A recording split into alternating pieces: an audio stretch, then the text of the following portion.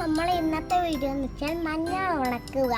നമ്മളിപ്പോൾ മഞ്ഞൾ ഉണക്കുന്ന മില്ലിൽ പോയിട്ടാണ് നമ്മൾ പൊടിപ്പിക്കുക.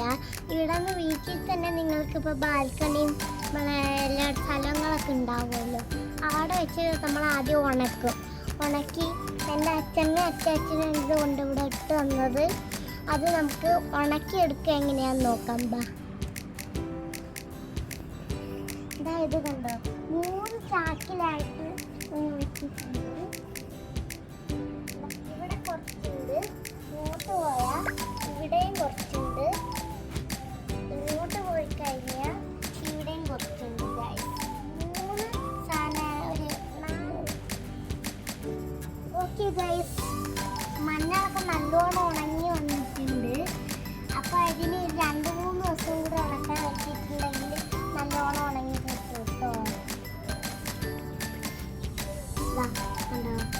നല്ലോണം ഉണങ്ങി, നല്ല മണ്ണാണ് കേട്ടോ. നിങ്ങളൊക്കെ നോക്കണം, നല്ല മണ്ണാണ്. നിങ്ങൾ പിന്നെ ഈ മഞ്ഞളിൻ്റെ സുഗന്ധമൊക്കെ കേൾക്കുകയാണെങ്കിൽ നിങ്ങൾക്ക് അധികം അസുഖം വരില്ല, ഒന്നും പറ്റൂല കേട്ടോ. സുഗന്ധം കേട്ടോ.